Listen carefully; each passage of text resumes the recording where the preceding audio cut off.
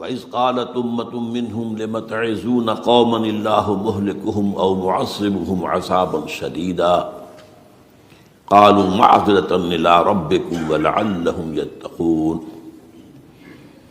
وقال عز وجل كما ورد في آخر سورة الانبیاء وَإِنْ أَدْرِي أَقَرِيبٌ أَمْ بَعِيدٌ مَا تُوعَدُونَ إلى قوله تعالى وَإِنْ أَدْرِي لَعَلَّهُ فِتْنَةٌ لَكُمْ وَمَتَاعٌ إِلَىٰ حِينٍ صدق اللہ العظیم۔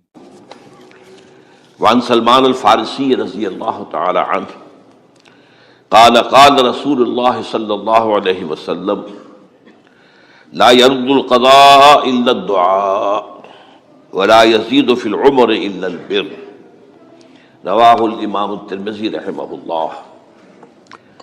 رب اشرح لي صدری ویسر لي امری واحلل عقدۃ من لسانی یفقہوا قولی۔ اللہم ربنا الہمنا رشدنا واعذنا من شرور انفسنا، اللہم ارنا الحق حقا وارزقنا اتباعہ وارنا الباطل باطلا وارزقنا اجتنابہ، آمین یا رب العالمین۔ حضرات، اگر انسان اس بات پر غور کرے کہ انسانی زندگی کی سب سے یقینی شے کون سی ہے جس میں کسی شک و شبہ کی گنجائش نہیں، زندگی کی سب سے بڑی حقیقت موت ہے، جسے ہم بھلائے رکھتے ہیں۔ اگر کسی عزیز کی نماز جنازہ پڑھتے ہیں تب بھی یہ خیال نہیں آتا کہ اس وقت ہم بھی ہو سکتا تھا کہ یہاں پر بجائے ان کے میرا لاشا ہوتا۔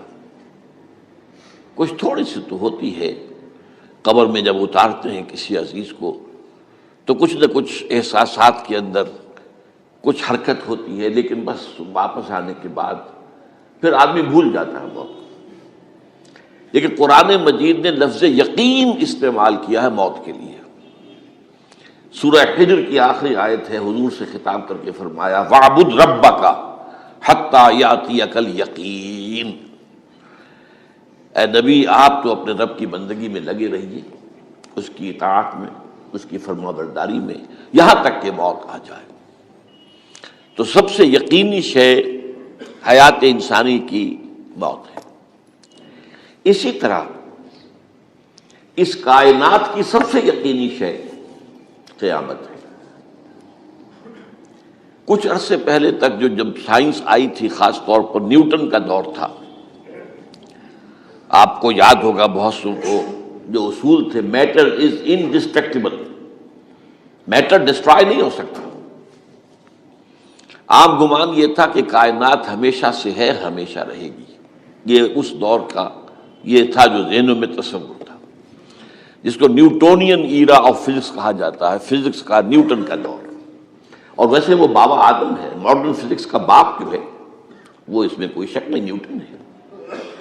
ڈاکٹر مائیکل ہارٹ کی کتاب کا کئی دفعہ تذکرہ میں نے کیا آپ سے کہ تاریخ انسانی کے 100 اشخاص چن لیے جنہوں نے تاریخ کے دھارے کو رخ موڑا، اور ان 100 میں پھر گریڈیشن قائم کی، a selection and gradation of the 100 most influential personalities of human history.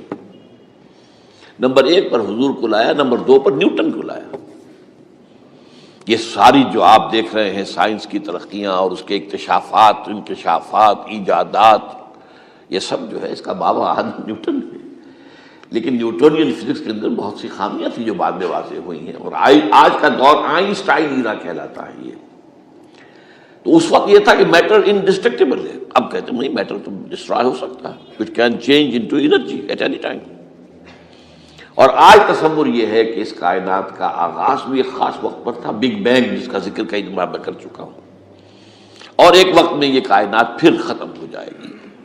اور عجیب نقشہ سائنس آج وہی پیش کر رہی ہے جو قرآن مجید کی آیت میں ہے کہ اس دن ہم لپیٹ دیں گے آسمانوں کو، یوم نطوی السماء کطی السجل للکتب کما بدانا نعیدھا۔ یہ جس طریقے سے کہ پھل جھڑی ہوتی ہے ایک، وہ اس طریقے سے پھیلتی ہے پھل جھڑی، تو اس طریقے سے یونیورس پھیلی ہے، اس کی گیلیکسیز جو ہیں پھیلی ہیں، اور پھر یہ ریورس ایکشن اسی طریقے سے ہوگا، یہ لپیٹ لیا جائے گا، جیسے کہ پچھلے زمانے میں کتابوں کے تومار ہوتے تھے. کتابیں اس طرح کی نہیں ہوتی تھی مجلد جو آپ دیکھتے ہیں، بلکہ یہ کہ ایک کاغذ ہو گیا پورا لکھ لیا، اب یہاں پر کچھ گوند لگایا، دوسرا کاغذ لگا دیا، اس کو طے کر لیا، اب اس کے بعد تیسرا کاغذ یہاں لگا دیا، یہ طے کرتے چلے آ رہے ہیں. اس کو اسکرولز کہتے تھے. دی ڈیڈ سی اسکرولز بہت مشہور ہوئے ہیں کہ یہ جو بحیرہ مردار ہے اس کے قریب کی کچھ غاروں میں سے انجیل کے بہت پرانے مینuscripts جو برآمد ہوئے تھے تو ان کو ڈیڈ سی اسکرولز کہتے ہیں. تو یہی ہے. بہرحال میں نے عرض کیا کہ انسان کی انفرادی زندگی کی سب سے بڑی حقیقت موت، اس کائنات کی سب سے بڑی حقیقت قیامت. قیامت سے پہلے کے بارے میں ایک حقیقت ہے جس پر کہ ہر مسلمان کو یقین رکھنا چاہیے، اور وہ یہ ہے کہ اس قیامت سے پہلے پوری دنیا میں حق کا بول بالا ہوگا. اچھا، یہ وہ بات ہے جو دنیا کے اکثر مذاہب میں ہے، اکثر مذاہب میں، اور خاص طور پر جو تین یہ مذاہب ہیں جنہیں ابراہیمی مذاہب کہا جاتا ہے، یہودیت، عیسائیت اور اسلام، میں جو صراحت کے ساتھ ہے. یہود کے ہاں بھی عقیدہ موجود ہے، عیسائیوں کے ہاں بھی ہے، مسلمانوں کے ہاں بھی ہے کہ اس سے پہلے، اس کائنات کے ختم ہونے سے پہلے، اس زمین کی قیامت آنے سے پہلے اس پر اللہ کا دین غالب ہوگا. کنگڈم آف ہیون اور ارتھ. اور یہی بات حضرت مسیح نے کہی تھی اپنے اس وقت کے جن یہودیوں سے مخاطب تھے، ریپینٹ، توبہ کر لو، for the kingdom of heaven is at hand. اب جو وہ ہے آسمانی بادشاہت آیا چاہتی ہے، وہ آسمانی بادشاہت تھی حضور کا ظہور صلی اللہ علیہ وسلم، جس سے کہ وہ آسمانی بادشاہت قائم ہوئی اور پھر پھیلی کتنے بڑے علاقے میں. لیکن بہرحال پوری دنیا میں نہیں پھیل سکی. وہ کچھ کے اسباب کیا تھے وہ اس وقت میرا موضوع نہیں ہے، لیکن پھیلنا ہے اس کو. اس سے قبل کیا ہونا ہے، یہ جو تیسری بات میں نے کہی ہے اس پر آپ کو یقین ہونا چاہیے، اس لیے کہ احادیث صحیح آ گئی. قرآن مجید کا صغرا کبرا دلالت کرتا ہے اس پر کہ حضور کو بھیجا گیا غلبہ دین کے لیے اور بھیجا گیا پوری نوع انسانی کے لیے.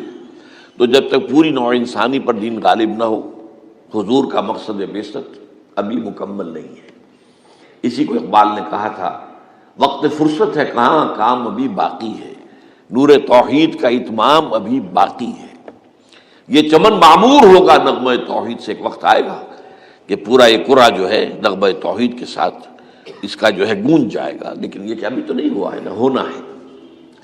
اس سے پہلے کا معاملہ ایک ہے کہ جس کی خبریں دی گئی ہیں، اور وہ ہے کہ قیامت میں اس نظام دین حق کے غالب ہونے سے پہلے بڑی خوفناک جنگوں کا ایک سلسلہ ہے جس کی خبریں دی گئی. یہ یہود کے ہاں بھی ہیں خبریں موجود، عیسائیوں کے ہاں بھی ہے.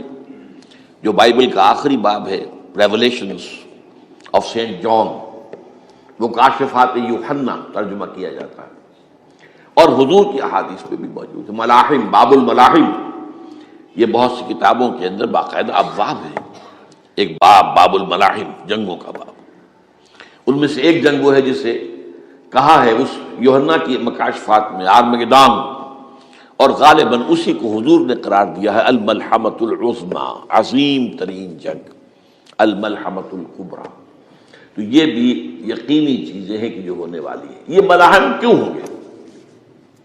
آپ اس میں اچھی طرح سمجھ لیجئے کہ اس میں ایک تو ہے عذاب اکبر جو آئے گا یہودیوں پر، ایک ہے عذاب اصغر جو آئے گا مسلمانوں پر. میں نے یہ آج سے 20 سال پہلے کتاب لکھی تھی، وہ جو مختلف، پہلے تو وہ نوائے وقت کے اندر کالم کی شکل میں شائع ہوئی تھی، پھر یہ کہ موجودہ اور سابقہ مسلمان امتوں کا ماضی، حال اور مستقبل. غالباً اس وقت آؤٹ آف پرنٹ ہے وہ کتاب. بہرحال جن کو بھی دلچسپی ہو وہ اسے کہیں سے حاصل کر لیں، لائبریری سے، مکتبے سے مل جائے گی اور پڑھے اسے. یہ 20-22 سال پہلے کی بات ہے، وہ آج کی بات نہیں. تو اس میں ان تمام چیزوں کا میں نے تذکرہ کیا ہے، اس لیے کہ عذاب اکبر اس کو کہتے ہیں کہ کسی قوم کا نام و نشان مٹا دیا جائے. یہ عذاب اکبر آتا تھا صرف ان قوموں پر جن کے طرف رسول بھیجے گئے اور قوموں نے بحیثیت مجموعی رسولوں کا انکار کیا، ان پر وہ عذاب آئے. اسے عذاب استیصال بھی کہتے ہیں. فَقُطِعَ دَابِرُ الْقَوْمِ الَّذِينَ ظَلَمُوا، ان کی جڑ کاٹ دی گئی. ایک جڑ کاٹنا ہوتا ہے، ایک درخت کو کاٹنا ہوتا ہے. درخت تو کٹے گا تو پھر دوبارہ جڑ میں سے شاید وہ نکل آئے، لیکن نہیں، جڑ سے اکھیڑ. لا یرا الا مساکنہم. یہ عذاب جو ہے اب کسی قوم پر نہیں آ سکتا، اس لیے کہ اب کوئی رسول تو آئے گا ہی نہیں، لیکن ایک قوم پر یہ تاریخ کے قرضے کی حیثیت سے موجود ہے، اور وہ قوم یہود ہے. ان کی طرف رسول بھیجے گئے حضرت عیسیٰ ابن مریم، رسولا الی بنی اسرائیل. اور انہوں نے یہ بات تو بہت دور کی تھی کہ مانتے انہیں اور ان پر ایمان لاتے، الٹا جو کچھ کیا ہے آپ کو معلوم ہے. انہیں ولد الزنا قرار دیا، جادوگر قرار دیا، واجب القتل قرار دیا، اور اپنے بس پڑتے سولی پر چڑھوا کر دم دیا. حالانکہ بار ہوا یہ نہیں ہے، اللہ نے انہیں اس سے پہلے ہی زندہ اٹھا دیا آسمان پر، دوبارہ وہ آئیں گے. بہرحال لیکن اس قوم کے اوپر وہ عذاب جو ہے وہ قرض ہے تاریخ کا، وہ قرض ادا ہوگا. حضرت مسیح علیہ السلام ہی آئیں گے دوبارہ، اور ان کے ہاتھوں اس امت کا خاتمہ ہوگا، ایک ایک فرد ختم ہو جائے گا. یہ جب میں نے یہ باتیں کہی تھی تو امریکہ میں یہودیوں نے بڑا شور مچایا. میرے خلاف جو ہے ان کی ایک مہم نکلی یہودیوں کی طرف سے کہ اس کی کتابیں وغیرہ، اس کے ویب سائٹ بند کرو، یہ جو ہے اینٹی سیمیٹک ہے، یہ کہتا ہے سب یہودی قتل ہو جائیں گے. یہاں پر بھی جو میرے ساتھ ایک ڈائلاگ کرنے کے لیے کوئی 12-13 پروفیسر آئے تھے امریکہ وغیرہ سے، ان میں سے جو یہودی تھا تو اس نے بہت ناراضگی کا اظہار کیا. آپ کہتے ہیں سارے یہودی ختم کر دیے جائیں گے، یہ بات ظاہر بات ہے پیلیٹیبل نہیں ہے. لیکن پھر ہمارے ساتھی جو وہاں پر تھے امریکہ میں پریشان ہوئے کہ آپ کے خلاف یہاں پر اب یہ مہم شروع ہو گئی ہے. تو میں نے بتایا کہ یہ تو جو زائنسٹ ہے، جوش زائنسٹ، اور اس کے ساتھ ہے کرسچن زائنسٹ. کرسچن زائنسٹ کا رسالہ نکلتا ہے ٹرمپٹ، دی فلاڈلفیا ٹرمپٹ. اس کے مدیر نے خود لکھا ہے کہ 80% یہودی قتل ہو جائیں گے. اس کو میں نے یوں سمجھا ہے کہ 20% وہ ہوں گے کہ جو حضرت مسیح کی آمد ثانی پر ایمان لے آئیں گے، وہ بچ جائیں گے.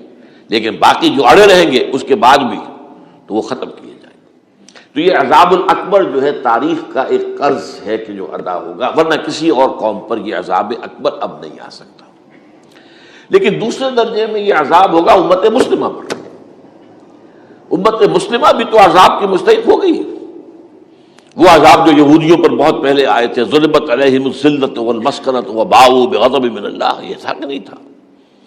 حالانکہ انہوں تو یہ خیال تھا کہ we are the chosen people of the Lord, ہم تو اللہ کی منتخب قوم ہے. وی آر دی، قرآن کہتا ہے کہ ان کا قول یہ تھا نحن ابناء اللہ واحباؤہ، ہم تو اللہ کے بیٹوں کی طرح ہیں اور اللہ کی جو ہے بہت چہیتے ہیں. کہ عذاب آئے، نبوکدنضر کے ہاتھوں آیا، اسیرینز کے ہاتھوں آیا، پھر یونانیوں کے ہاتھوں، الیگزینڈر دی گریٹ کے ہاتھوں آیا، پھر رومنوں کے ذریعے سے آیا، اور پچھلی صدی میں جرمنوں کے ذریعے سے آیا. تو عذاب آئے، یہ عذاب تو، لیکن قوم ختم نہیں ہوئی. وہ عذاب اکبر نہیں تھے، یہ عذاب مختلف حصوں میں آئے اور بڑی بڑی تباہیاں آئیں، لیکن وہ عذاب اکبر نہیں تھے. اسی طرح کے عذاب ہم پر بھی آئے. ہم پر کروسیڈرز آئے اور لاکھوں مسلمان قتل ہوئے. یروشلم ہمارے ہاتھ سے 88 برس تک نکلا رہا، اور اس پر عیسائیوں کا قبضہ رہا. ندیاں خون کی بہہ گئی مسلمانوں کی، اور پورا میڈیٹرینین کا ایریا جو ہے تقریباً قبضے میں رہا ہے عیسائیوں کے.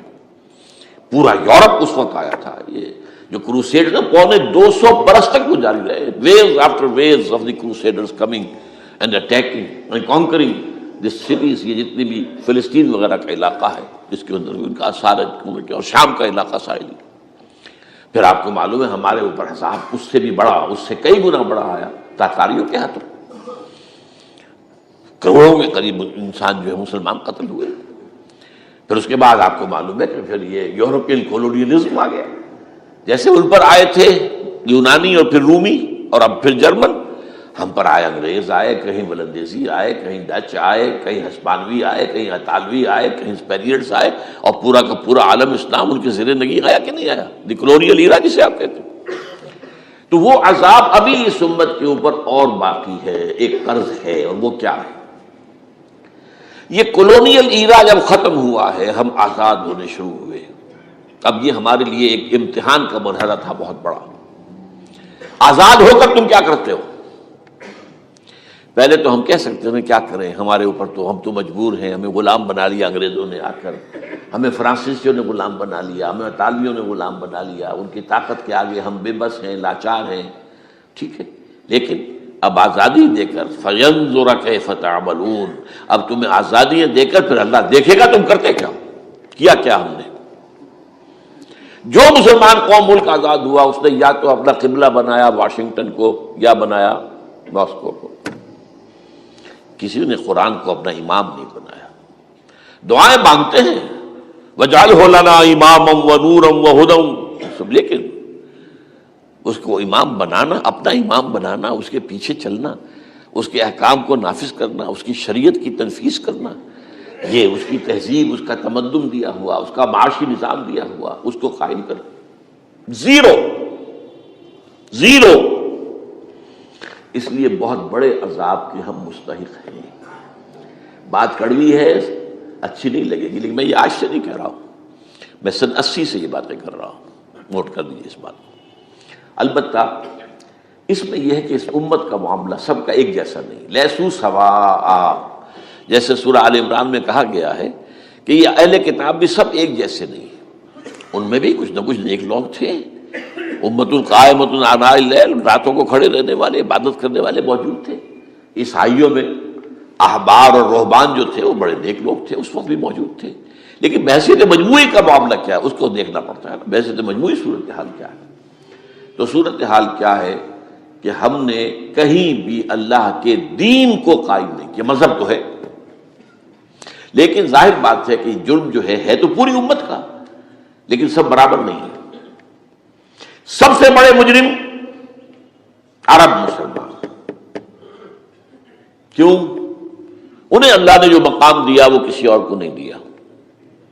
حضور ان میں سے تھے، یہ رتبہ بلند ملا جس کو مل گیا، رسول عربی ہے نا.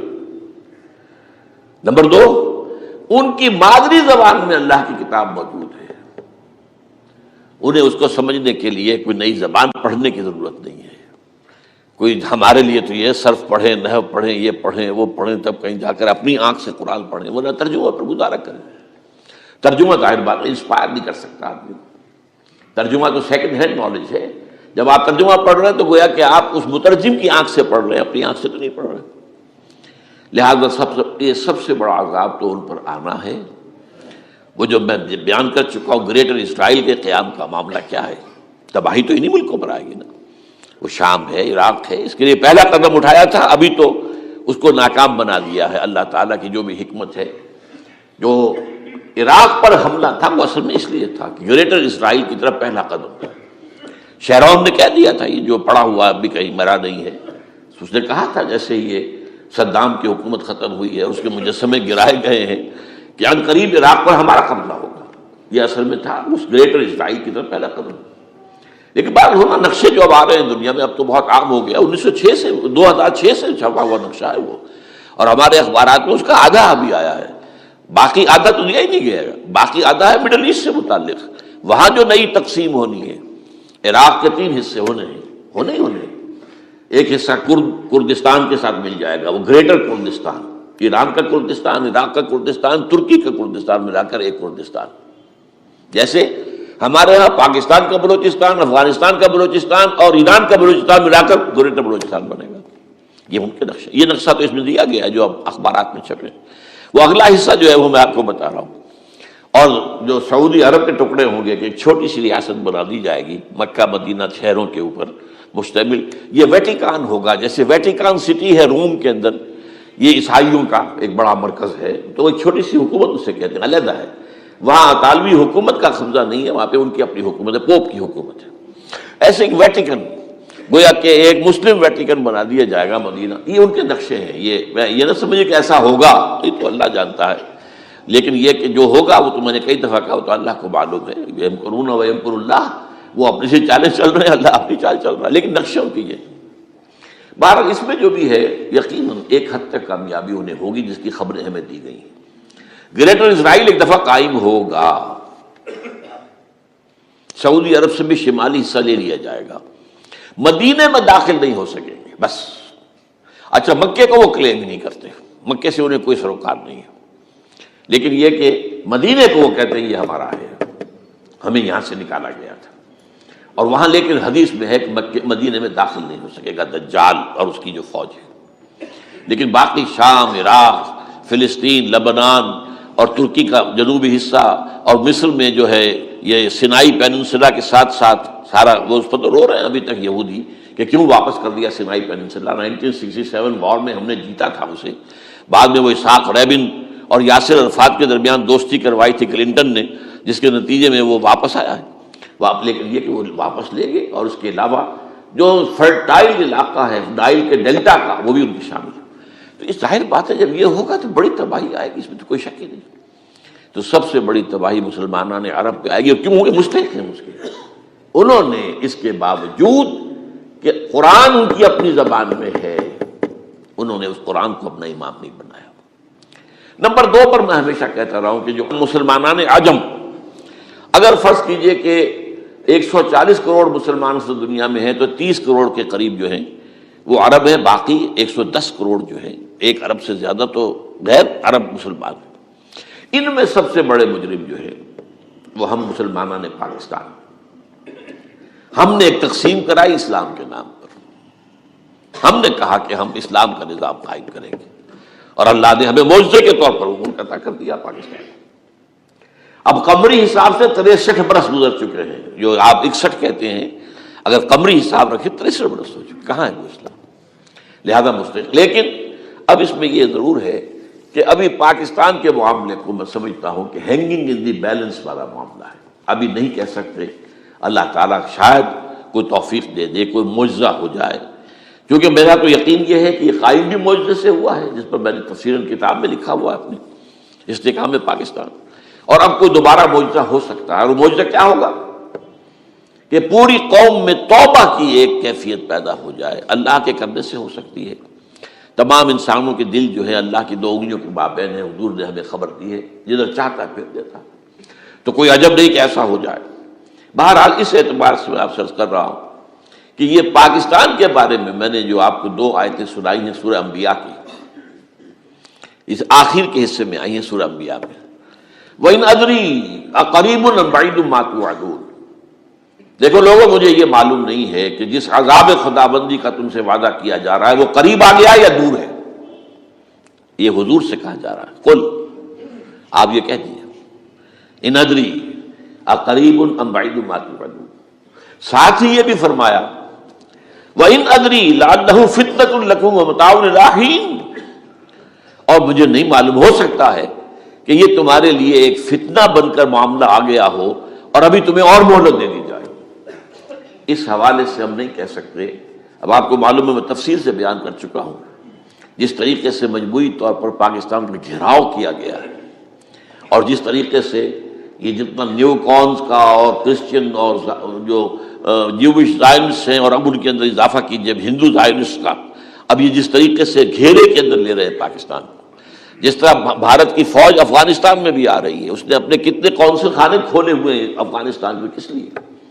جو کچھ وہ ہو رہا ہے بلوچستان کے اندر، جو کچھ ہمارا پورا صوبہ سرحد ہے، اور اس سے آگے بڑھ کر جو کچھ کراچی میں ہو رہا ہے، یہ سارے معاملات جو ہیں وہ دیکھ لیجئے تو گویا کہ باہر سے ہمارا گھیراؤ مکمل ہو چکا ہے، اور اس میں یہ ہے کہ تازہ جو بمبئی کے اندر جو ہوئے ہیں معاملات وہ نوٹ کیجئے کس طریقے سے اب اسے کہا جا رہا ہے کہ کچھ مسلمانوں نے کیا ہے، حالانکہ اس کے اندر سب سے بڑا ثبوت یہ ہے کہ ایک ہندو ہیمنت، جس نے کہ وہاں ساری تحقیقات کی کہ سمجھوتا ایکسپریس کو جو اڑایا تھا کس نے اڑایا تھا، اس کی انہوں نے کہا جب کی ہے تحقیقات، اب یہ اس کو گیو دم دی کریڈٹ، ہندو قوم کے اندر کم سے کم یہ بھی بات موجود ہے، جہاں وہ بدماشیاں ہیں وہاں یہ بھی ہے، یہ خیر بھی ہے، جہاں برائیاں ہیں ان کے اندر وہ خوبیاں بھی ہیں۔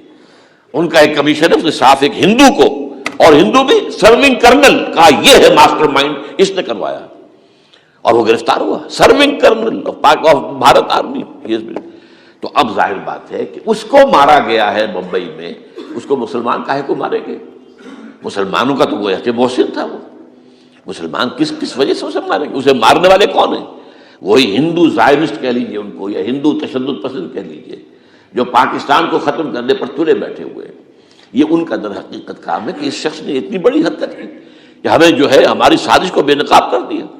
تو اصل میں لیکن یہ سب کچھ جو ہو رہا ہے وقتی طور پر تو بہت زیادہ طوفان اور جوش آیا تھا، معلوم ہوتا تھا کہ شاید 9/11 والا معاملہ جو تھا نیو یارک کا، اس کے نتیجے میں جو ایک دم امریکہ جو ہے نکلا ہے غصے کے اندر، اور پوری قوم اس کی کھڑی ہو گئی اور پوری دنیا جمع ہو گئی افغانستان پر حملے کے لیے، شاید ایسا معاملہ ہو جائے. لیکن نہیں، اللہ کا شکر ہے کہ یہ معاملہ جو ہے ان ادری لعلہ فتنۃ لکم ومتاع الی حین. ابھی کل کی جو تازہ ترین رپورٹ ہے وہ یہ ہے کہ اوباما کو بریفنگ دی گئی ہے کہ پاکستان کے جو نیوکلیئر بامز ہیں وہ ولنریبل ہیں، اور ان کے اندر اندیشہ ہے کہ وہ جو ہے شدت پسندوں کے ہاتھ میں نہ پڑ جائیں. اس کو کوئی نہ کوئی بہانہ انہوں نے بنانا، یہ جو میں آپ سے عرض کر چکا ہوں. کچھ ہمارے لوگوں کو یہ امیدیں ہو گئی تھی براک اوباما کے آنے سے.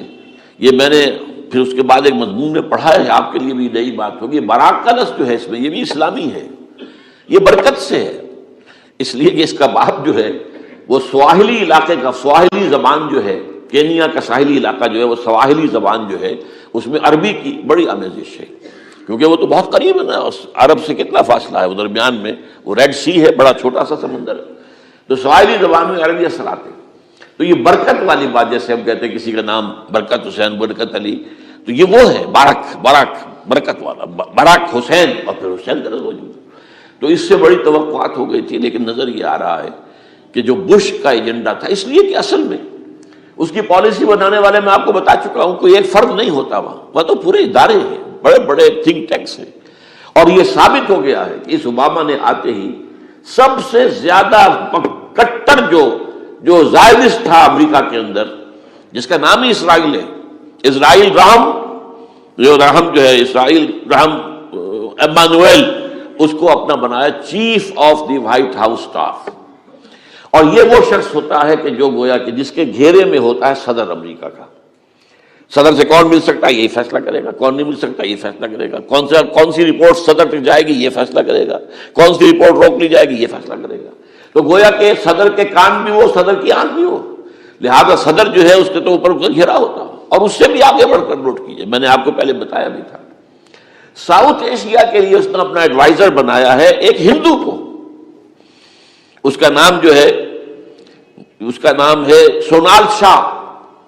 اور یہ جو ہندوؤں کی تنظیم ہے، جو انتہائی جو ایکسٹریمسٹ ہندو ہیں، وشوا ہندو پریشد، یہ وشوا سری پرشانت ہے جس کا اسٹوڈنٹ ونگ ہے بجرنگ دل کا. یاد ساؤتھ ایشیا سے مراد بھارت اور پاکستان، اس کے معاملات میں اس کا ایڈوائزر جو ہے سونال شاہ ہے.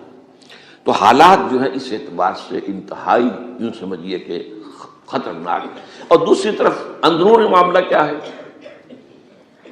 سائنس کی دو اصطلاحات آپ نے سنی ہوگی، centrifugal forces, centripetal forces.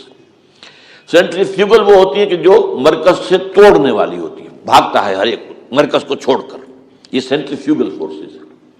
Centripetal وہ ہوتی ہیں جو مرکز کی طرف لانے والی ہو، جو ایک مرکز کے گرد لوگوں کو جمع کرے. تو مرکز گریز اور مرکز کی طرف رخ کرنے والی. ہمارے پاس سینٹریپیٹل فورس صرف ایک ہے، وہ اسلام ہے، اور وہ ہے نہیں.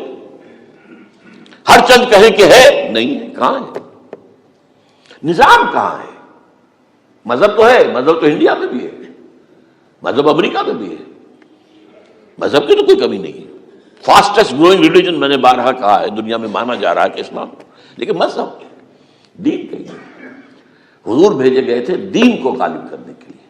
هو الذی ارسل رسولہ بالہدی ودین الحق لیظہرہ علی الدین کلہ. سینٹریفیوگل فورسز آپ کو یاد ہوگا میں نے گنوا دیا تھا ایک دفعہ. آپ کا نارتھ پول کیا ہے؟ NWFP. وہاں حکومت اس نے کن کی ہے؟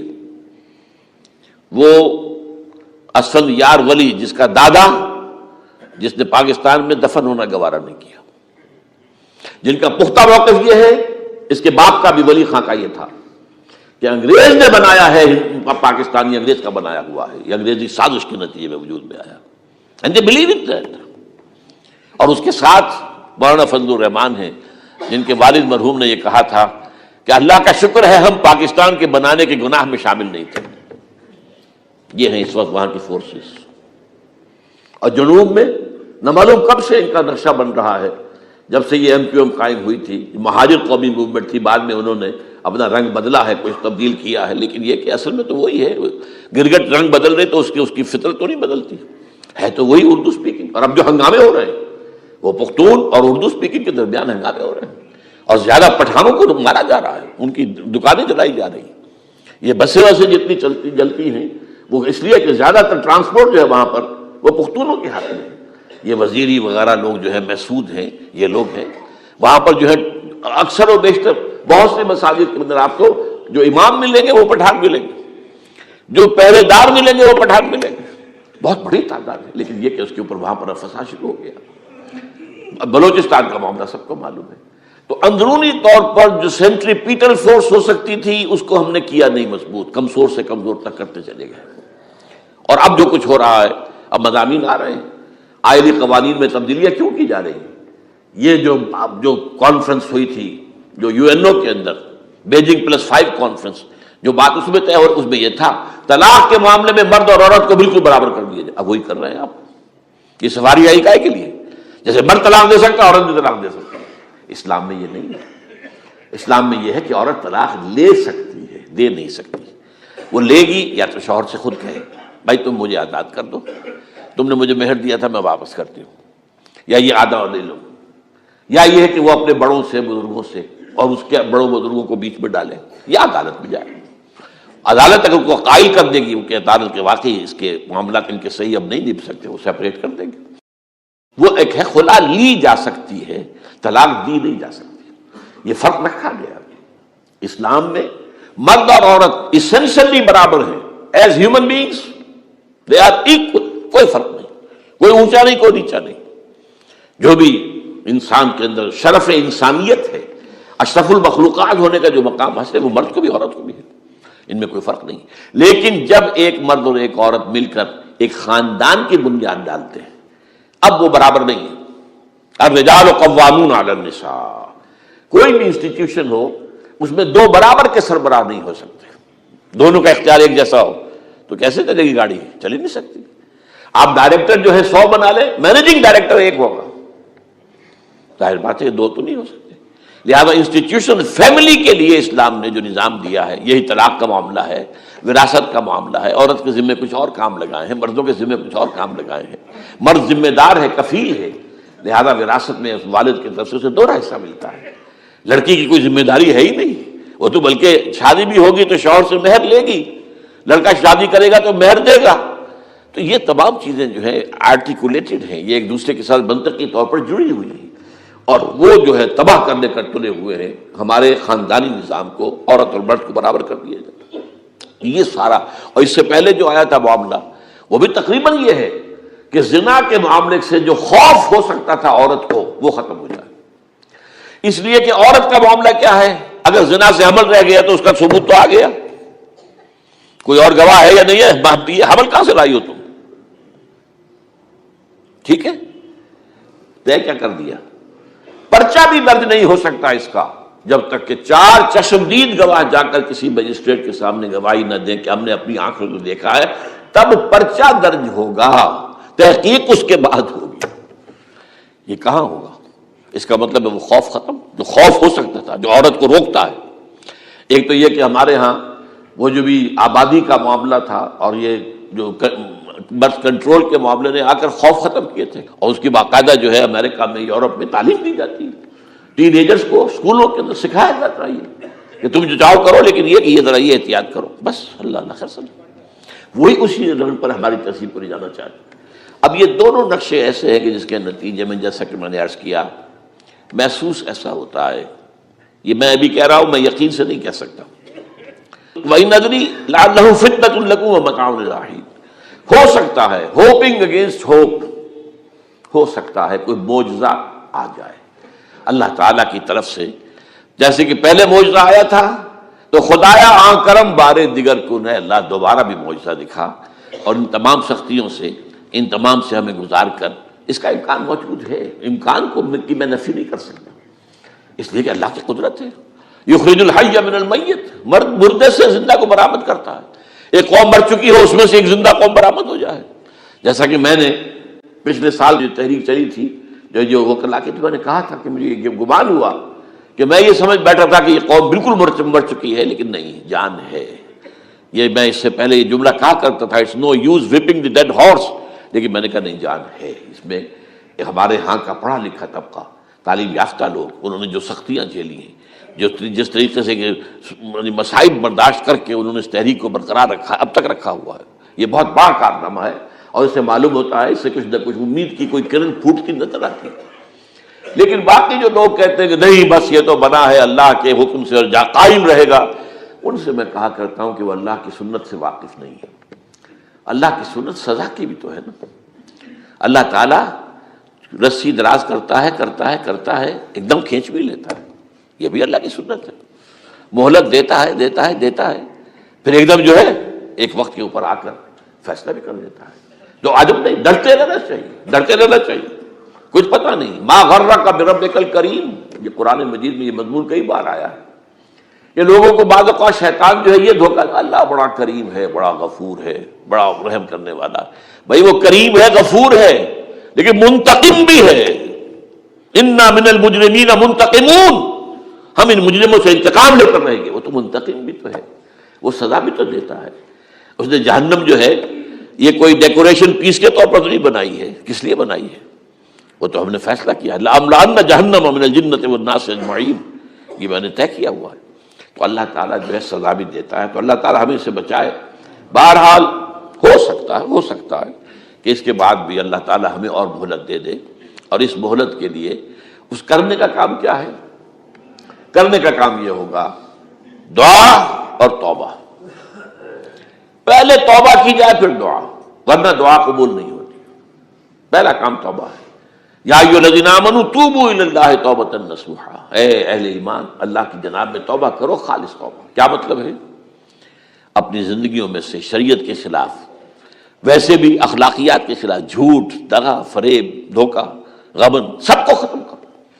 سود، بے پردگی، عریانی، فحاشی ختم کرو۔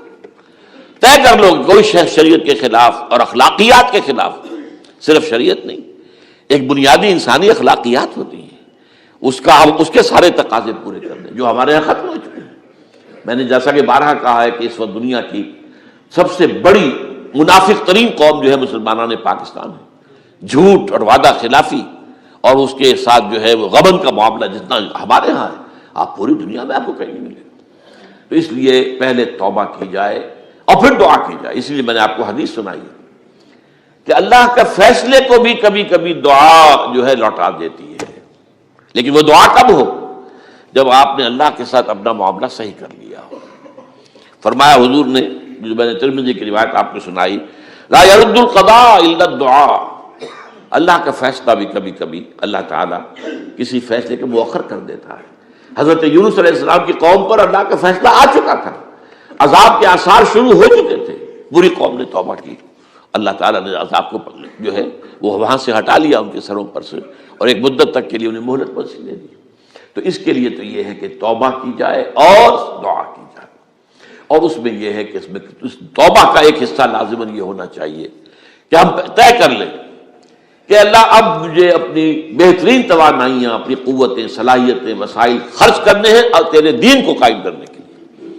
اس کے لیے کسی نہ کسی جماعت کے اندر، جس کو بھی آدمی سمجھے کہ ہاں یہ بہترین جماعت ہے، یہ صحیح ترین جماعت ہے، یہ واقعی اسلام کو قائم کرنے کے لیے کام کر رہے ہیں، واقعی اس طریقے سے کر رہے ہیں جس طریقے سے وہ ہو سکتا ہے، اگر آپ اس پر، لیکن لازم سمجھیں لا اسلام الا بالجماعہ، کوئی اسلام نہیں ہے جماعت کے بغیر۔ یہ حضرت عمر رضی اللہ تعالیٰ عنہ قول ہے، اور حضور کی حدیثیں تو میں نے 12 آپ کو سنائی ہے۔ انی آمرکم بخمس اللہ امرنی بہن بالجماعت والسمع والطاعۃ والہجرۃ والجہاد فی سبیل اللہ، میں تمہیں 5 باتوں کا حکم دے رہا ہوں، اور یہ 5 باتیں وہ ہیں جن کا اللہ نے مجھے حکم دیا ہے، جماعت، سمع و طاعت اور جہاد و ہجرت، یہ 5 باتیں۔ تو اس لیے توبہ کے اندر یہ لازمی جز ہونا چاہیے کہ اب ان صلاتی و نسکی و محیای و مماتی للہ رب العالمین، یہ فیصلہ کر لیجئے۔ اس کے بعد یہ ہے کہ اللہ تعالیٰ اس پر استقامت عطا فرمائے، اس کی بھی خود دعا کیجئے کہ اللہ اب تو نے مجھے یہ ہدایت دے دی ہے، تو اب لا تزغ قلوبنا بعد اذ ہدیتنا وہب لنا من لدنک رحمۃ انک انت الوہاب۔ ایک دوسری آخری بات میں آج صاحب سے کہہ رہا ہوں، ڈرتے ڈرتے اگر خدا نہ خواستہ خدا نہ خواستہ خدا نہ خواستہ خاکم بدہن، اگر پاکستان کے لیے بھی اللہ تعالیٰ کی طرف سے آخری سزا کا فیصلہ ہو گیا ہو، جس کے چرچے ہیں، تیری بربادیوں کے مشورے ہیں آسمانوں پر، وہ آسمان اوپر کے آسمان اور ہیں، زمین کے آسمان بھی تو ہیں نا، یہ امریکہ، یہ وائٹ ہاؤس، یہ پینٹاگون، یہ جو ہے اسٹیٹ ڈپارٹمنٹ، یہ سب جو کیا ہے، نیٹو کا ہیڈ کوارٹر، یہ ساری چیزیں کیا ہیں؟ تو تیری بربادیوں کے مشورے ہیں آسمانوں میں، اور اس کے لیے خبریں وہ دیتے آ رہے ہیں۔ بہت سے لوگ کہتے ہیں یہ خام خواہ کے ہیں ان کے، یہ ہمارا صرف بھی ہماری بددلی پیدا کرنے کے لیے نہیں، لیکن یہ کہ جو کچھ انہوں نے نقشے بنائے تھے وہ نقشے تو پورے ہوتے چلے آئے۔ 1897 میں یہودیوں نے جو فیصلے کیے تھے، 20 برس کے بعد بالفور ڈیکلریشن کی شکل میں وہ فیصلہ آ گیا، یہودیوں کو فلسطین میں آبادی کا حق دے دیا گیا، Balfour declaration 1917، only 20 years later۔ اس کے 20 سال بعد 48 میں اسرائیل قائم ہو گیا۔ کوئی تصور کر سکتا تھا پچھلی صدی کے اندر یہودیوں کی حکومت قائم ہو جائے گی دنیا میں؟ کہیں امکان کوئی نہیں تھا۔ پوری دنیا میں پھر ادھر ادھر پھیلے ہوئے، منتشر، جسے وہ ڈائسپورا کہتے ہیں، اور یورپ میں تو شدید نفرت تھی ان سے، لیکن یہ کہ جس طرح انہوں نے رفتہ رفتہ وہاں پر قدم جمائے ہیں، جس طرح ان کو اپنے قابو میں لیا ہے، جس طرح ان میں مذہبی تقسیم پیدا کی ہے، کیتھولکس کی اور پروٹیسٹنٹس کو اعلی کار بنایا ہے، سیکولرزم اور اس کے بعد سود پر مبنی معیشت کا نظام وہاں نافذ کیا ہے، بینک کا نظام قائم کیا ہے، ای بنوک، ای فکر چالاک یہودیوں کا قائم کرنا ہے یہ بینک کا نظام، اور سب سے پہلا بینک انہوں نے انگلینڈ میں قائم کیا تھا۔ تو ان کی جو باتیں ہیں وہ تو پوری ہو رہی نظر آ رہی ہیں، ان کے نقشے جو ہیں ان کے سامنے آ رہے ہیں ہمارے۔ تو اس حوالے سے ہو سکتا ہے خاکم بدہن، اگر خدا نہ خواستہ یہ لکیر ختم ہو جائے، تب بھی ظاہر بات ہے زمین تو کوئی ختم نہیں ہو جائے گی، اللہ کی زمین ہے۔ کیا پاکستان نہ بنتا تو ہمارے ذمہ نہیں تھا کہ اللہ کے دین کو دنیا میں قائم کرنے کی جد و جہد کرتے؟ وہ تو بحیثیت مسلمان ہمارا فرض ہے۔ کیا حضور اکثریت میں تھے عرب میں؟ وہ تو اقلیت میں بھی نہیں تھے، ایک آدمی تھا اللہ کا بندہ کھڑا ہوا ہے، جو جنہوں نے ایک مرتبہ حضور کی بات سنی ہے اور جا کر کہا ہے اپنی قوم، یا قومنا اجیبوا داعی اللہ، اے ہماری قوم کے لوگوں، اس اللہ کی طرف دعوت دینے والے کی پکار کو سنو، لبیک کہو۔ تو کوئی عجب نہیں، یہ جو اقبال نے الفاظ کہے ہیں، تو نہ مٹ جائے گا ایران کے مٹ جانے سے، نشے میں کو تعلق نہیں پیمانے سے، اور ہے آیا فتنہ تاتار کے افسانے سے، پاسباں مل گئے کعبے کو صنم خانے سے۔ تاتاریوں کے ہاتھوں کروڑوں مسلمان قتل ہوئے، اور پھر وہی تاتاری مسلمان ہو گئے۔ امت مسلمہ کی قیادت ان تاتاریوں کے ہاتھ میں آ گئی، عربوں سے لے کر ان تتولوا یستبدل قوما غیرکم، جو بات سورہ محمد میں کہہ دی گئی تھی بالکل آغاز میں، اگر اے عربوں تمہیں جو مقام ہم نے دیا ہے، اپنا رسول تم میں سے بھیجا، بعث فی الامیین رسولا منہم، تمہاری زبان میں اپنی کتاب نازل کی، تو تمہیں جو مشن سونپا ہے، اگر تم نے اسے پیٹھ دکھا دی تمہیں ہٹائیں گے، کسی اور قوم کو لے آئیں گے۔ اور یہ 13ویں صدی عیسوی میں ہو گیا۔ 1258 میں آخری خلیفہ بنو عباس کا اسے محل سے نکالا ہے مستعصم باللہ کو، اور ایک جانور کی کھال میں لپیٹ کر ڈال دیا ہے گلی میں، اور گھوڑے دوڑا ہوئے اس کے اوپر۔ یہ آخری چراغ گل ہوا ہے بنو عباس کا، جس پر کہا تھا سعدی نے، آسمارا حق بود برخوب بارد برزمی بر زوال ملک مستعصم امیر المومنین۔ مستعصم باللہ نام تھا آخری خلیفہ کا، اس کی حکومت کے زوال پر آسمان سے خون بھی برسے تو اس کا حق ہے آسمان کو کہ خون کی بارش کرے۔ تو یہ چیزیں ہیں جو کہ نوٹ کرنے کی ہیں۔ اگر خدا نہ خواستہ ایسا ہو جائے تو ظاہر بات ہے کہ اسلام پھر بھی زندہ رہے گا۔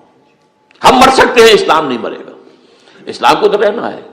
جیسا کہ حضور نے فرمایا کہ میں آخری رسول ہوں، تم آخری امت ہو، وہ تو یہ ہے، البتہ یہ ہے ہو سکتا ہے ہم سے یہ قیادت چھین کر کسی اور کو دے دی جائے، اور کوئی عجب نہیں کہ ہندوؤں سے ہمیں پٹوا کر ہندوؤں کے ہاتھ میں دے دی جائے۔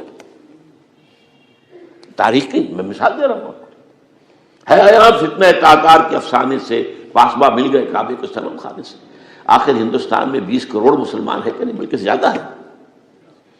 آپ سوچئے اس ہندوستان کی سرزمین سے شیخ احمد دیدار پیدا ہوا تھا، جس نے پوری دنیا میں عیسائیوں کو جو ہے وہ مناظروں میں شکست دی ہے. اسی ہندوستان سے آج ذاکر نائک کھڑا ہوا پوری دنیا میں ڈنکا بجا رہا ہے عیسائیت کے خلاف، یہودیت کے خلاف، ہندو مت کے خلاف. ان کی کتابوں سے، ان کے ویدوں سے، ان کے تمام جو اسکرپچرز ہیں ان کے حوالے سے ثابت کر رہا ہے تمہارا دین غلط ہے. تمہارے ہاں تو محمد کی بشارتیں موجود ہیں، دیکھو یہ ہے، یہ کتابیں ہیں، یہ پڑھی انہوں نے.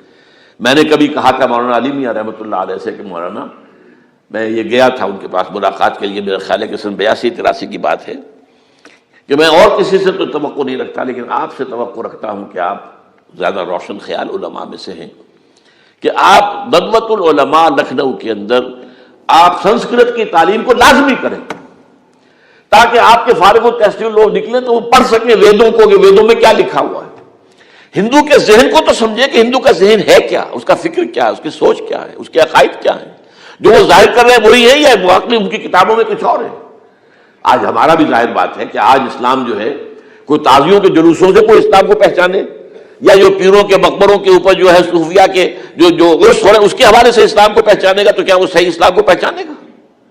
اسی طریقے سے آپ کو ہندو مذہب کا ذہن جو ہے کیا ہے، تو وہ وعدہ کیا کہ ہاں آپ نے بہت اچھی بات کہی ہے. 2 سال کے بعد میری ملاقات وہاں ہوئی ایک کانفرنس میں، وہ بھی مضبوط ہے، میں بھی تھا شکاگو میں. میں نے پوچھا مولانا وہ آپ نے کیا؟ کہ میں تو بھول ہی گیا. یہ ہمارے علماء کا اصل میں معیار ہے، نئی بات کو جو ہے کوئی قبول کرنا ان کے لیے اتنا آسان نہیں. آج ذاکر نائک کر رہا ہے، ڈٹ کر کر رہا ہے، ان کے اسکرپچر سے، ان کے حوالوں سے، اپنشد سے اور تمام جو ان کے جو ہے ویدوں سے. تو یہ کام جو ہو رہا ہے. اسی طریقے سے یہ بھی بات میں آپ کو بتا دوں کہ میرے دورہ ترجمہ قرآن کی جس قدر پذیرائی بھارت میں ہو رہی ہے پاکستان میں نہیں ہے. پاکستان میں تو میرے چینلز بند کر دیے گئے، مجھ پر بہت سے چینلز جو ہیں ان کا دروازہ بند ہے. پی ٹی وی میں تو میرا داخلہ ہی حرام ہے اور باقی سب بھی بند کر دیا گیا. ایک جو ہے ہمارے ہاں ایک مائنورٹی کمیونٹی ہے وہ اتنی زوردار ہے، اور ظاہر بات ہے نیوسنس ویلیو اگر زیادہ ہے تو وہی چیز دنیا میں چلتی ہے. آپ کو معلوم ہے بند کرا دیا انہوں نے. کچھ عرصے کے لیے ذاکر کا پروگرام بھی ممبئی میں بند کرا دیا تھا لیکن وہاں تو کھل گیا، اس لیے کہ کم سے کم ذاکر نے پچھلے دنوں کہا ہے ایک کانگریس ایک اپنے اجلاس کے اندر، اور یہ عجیب بات ہے اس سے پہلے اس نے کبھی کوئی سیاسی بات نہیں کی، لیکن اس نے یہ بات کہی ہے کہ پہلے تو کہا جاتا تھا ہندوستان میں کہ مسلمان تعلیم حاصل نہیں کرتے، جاہل ہیں اس لیے پیچھے رہ جاتے ہیں، اور آج جب مسلمان آگے آئے تعلیم میں تو آئی ٹی کے میدان میں دروازہ بند کر دیا گیا مسلمانوں کا. یہ اس نے کھل کر کہا ہے، بامبے کے اسٹیج پر کہا ہے. لیکن اس نے یہ کہا کہ جو کچھ بھی ہے ہندوستان میں، لیکن ایک بات ہے کہ ہندوستان کی عدلیہ صحیح جگہ پر قائم ہے، اس کا مقام درست ہے. آپ سوچئے ہمارے ہاں اس کا تصور ہے کہ اس طریقے کی انکوائری کمیٹی آئے، اس طرح کھل کر اس کا جو ہے لوگوں کے سامنے اس کو بیان بھی کر دیا جائے. ہمارے ہاں تو کسی انکوائری کمیٹی کی رپورٹ آج تک سامنے آتی ہی نہیں، سب بند. کوئی کمیٹی جو بھی کچھ ہو جائے اس کے بعد کسی کو پکڑنا، سرونگ کرنیل کو پکڑ لینا. تو عدلیہ قائم ہے. جیسے کہ کبھی چرچل نے کہا تھا جب بے انتہا تباہی ہو گئی تھی سیکنڈ ورلڈ وار میں اور لوگ آئے کہ برباد ہو گئے، تباہ ہو گیا، یہ ہو گیا وہ، اس نے کہا یہ بتاؤ کہ برطانیہ میں عدالتیں کام کر رہی ہیں؟ کہ ہاں. بس ٹھیک ہے، پھر یہ ملک قائم رہے گا. یہ معاملہ جو ہے بھارت کے اندر عدالتیں ہیں چل رہی ہیں. تو اس حوالے سے کوئی عجب نہیں، کوئی عجب نہیں. ہمیں اصل میں جیسا کہ میں نے کہا تھا کہ ہم وطن پرست نہیں ہیں، ہم زمین پرست نہیں ہیں. وندے ماترم یہ ہمارا ترانہ نہیں ہے، زمین کے پجاری نہیں ہیں. ہمیں پاکستان سے محبت ہے اور پاکستان کا دفاع کریں گے. اور بڑے عمدہ بات ہے کہ اس موقع پر جو ہے تمام ہماری جو اپوزیشن پارٹیز ہیں وہ جا کر جمع ہو گئی ہیں، آل پارٹیز کانفرنس کے اندر یکجہتی کا ثبوت دیا ہے. یہ اسلام کے لیے ہونا چاہیے، صرف ایک خطہ زمین کے لیے نہیں. اصل میں شے جو ہے ہمیں جو مقصود ہے وہ اسلام ہے. تو کوئی عجب نہیں ہے کہ جس طریقے سے پچھلے دنوں ہمارے یہ بہت اہم آدمی ہیں، آپ کو معلوم سید قاسم محمود صاحب بے شمار کتابوں کے مصنف ہیں، یہ دلی گئے تھے اور اس سے آگے بھی گئے مختلف جو ہیں یو پی کے شہروں میں. انہوں نے واپس آ کر جو خط لکھا تھا پھر ندائے خلافت میں شائع بھی کر دیا تھا کہ وہاں تک گلی کوچوں میں آپ کا نام گونج رہا ہے. اس درجے وہاں پر یہ درس قرآن کا معاملہ جو ہے. اور اگر آپ نے کبھی پیس ٹی وی پر وہ دیکھے ہوں میرے 10 لیکچر جو میں دے کر آیا تھا آج سے 4 سال پہلے، 15,000 افراد. اور یہ کہنے میں 15,000 نہیں ہے، ورنہ تو اسے 50,000 کا بھی کہا جا سکتا حلوج میں کو. وہ تو گنتی اس لیے ہے کہ کرسیاں رکھی گئی تھی 15,000 اور ساری کرسیاں فل تھی اور بھی لوگ کھڑے ہوئے تھے، تو 15,000 پلس. کہیں پاکستان میں تو آج تک یہ بات نہیں ہوئی ہے.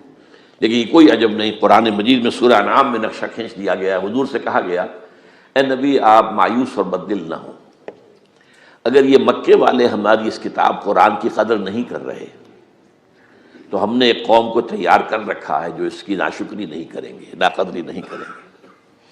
ان یکفر بہا ہؤلاء، اگر یہ لوگ مکے والے آپ کی قوم اگر یہ کفران نعمت کرے گا قرآن کا تو ہم نے ایک اور قوم کو تیار کر رکھا ہے، وَوَكَّلْنَا بِهَا قَوْمًا لَيْسُوا بِهَا بِكَافِرِينَ، وہ اس کی ناقدری نہیں کریں گے۔ اب دیکھ لیجئے معجزہ کیا ہوا، مدینے میں تو حضور کا قدم مبارک بھی نہیں پہنچا اور وہاں انقلاب آ گیا۔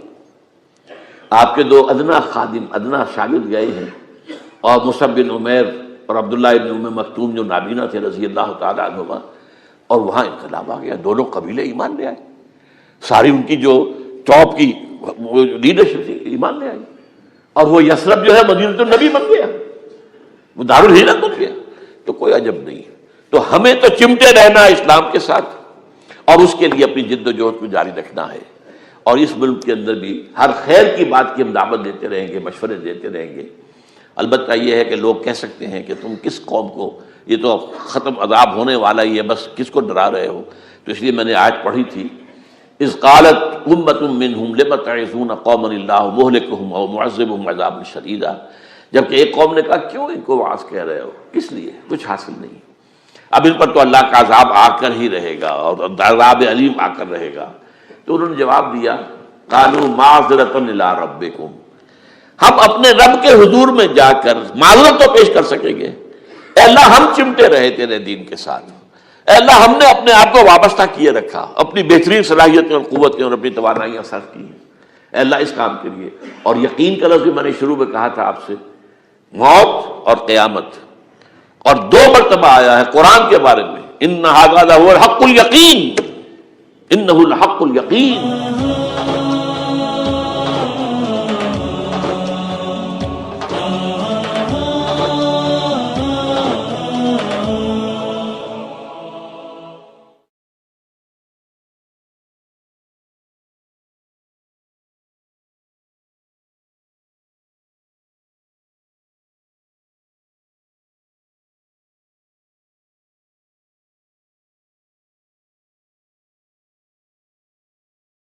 کر غور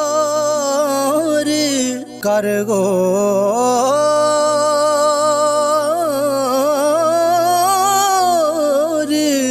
ہتھاں دیاں انگلیاں تے، کر غور ہتھاں دیاں انگلیاں تے،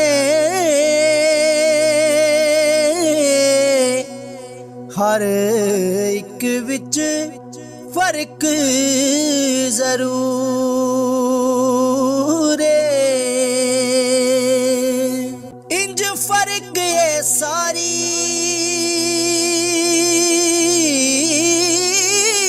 دنیا وچ، انج فرق